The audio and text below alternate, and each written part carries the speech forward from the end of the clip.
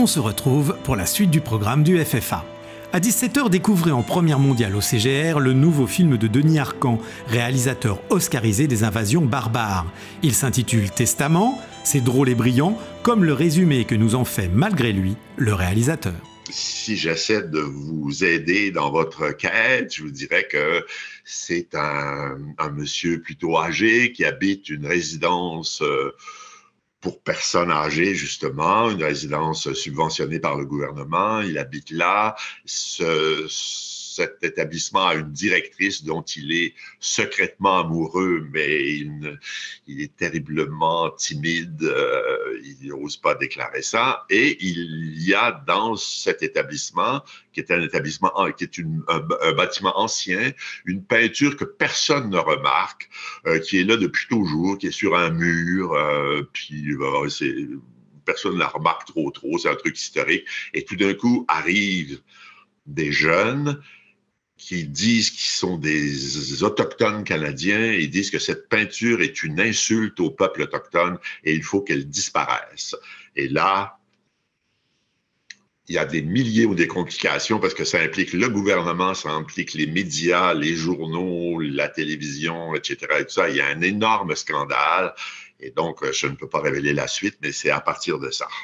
À 17h30, équipez-vous d'un casque et d'une lampe frontale pour aller découvrir au fond de la mine Gueule Noire de Mathieu Turi, un film d'horreur à la française avec un casting de premier ordre. Alors, Gueule Noire, ça raconte l'histoire d'une bande de mineurs qui se voient obligés d'accompagner un professeur un peu étrange au fin fond de leur propre mine pour aller faire des prélèvements. On ne sait pas trop au début pourquoi. Et bien sûr, on va découvrir qu'il se cache quelque chose sous la mine. Et cette bande de mineurs va devoir accompagner ce professeur dans tous ces mystères. Et malheureusement, ils vont découvrir qu'il y a quelque chose qu'ils n'auraient pas forcément dû réveiller et qui ensuite va un peu les pourchasser. Et j'en dis pas plus. Gueule Noire, c'est à 17h30 au CGR. À 19h à Franquin, dernière projection de Rien à perdre, film de la compétition signé Delphine Deloget. À 19h30, on remet les mains dans l'évier pour Le Plongeur de Francis Leclerc, autre film de la compétition présenté lui au CIBDI.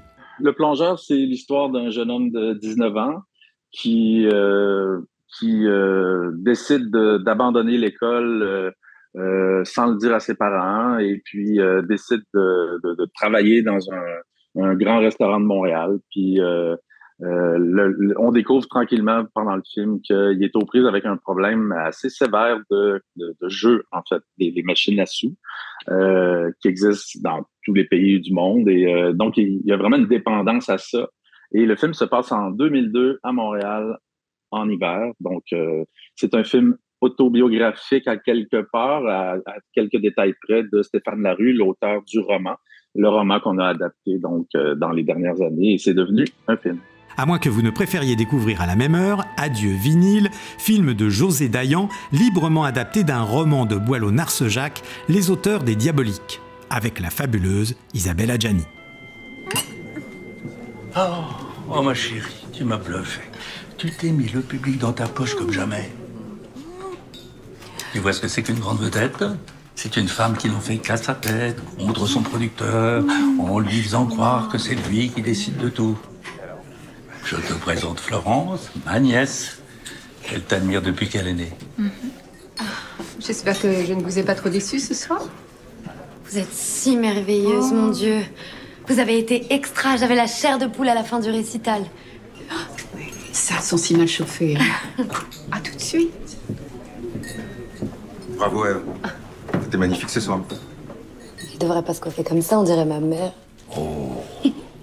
Remplis les salles autant qu'elle. Fais-toi offrir des robes sublimes de Dior, de Cardin, et on en parlera. Ça en moins de 45 tours et on en reparlera. Rencontrer sa nouvelle maîtresse? Voyez, c'était sa nièce. T'as vu ton mari? Prends ma loge pour un bar. Mon colibri, ma calasse à moi, diva de Bois-Colombes. Pas un petit mot pour la modeste personne qui t'a propulsé au firmament de la chanson, hein?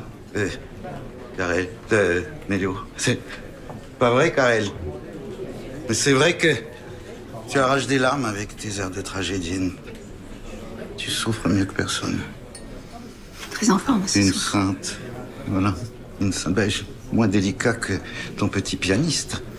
Il joue comme tu pleures, ça doit te plaire. C'est un très beau récital et tout le monde sait... Oui, tout le monde sait que je suis la personne qui te fait gagner du gros pognon, mon vieux pote. Du gros pognon.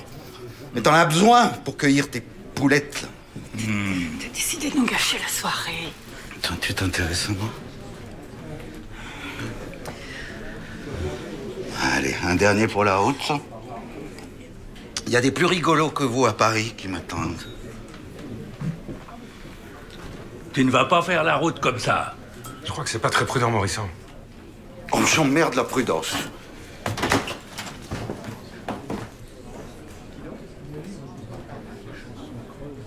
C'est moi. Je veux être seule. Un événement à découvrir à l'Éperon à 19h30.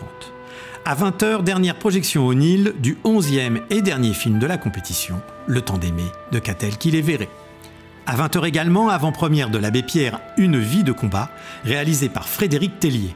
Et quel est le sujet du film, Frédéric ? C'est une épopée filmique, je dirais, qui raconte la vie d'une des personnalités préférées des Français pendant au moins 4 ou 5 décennies.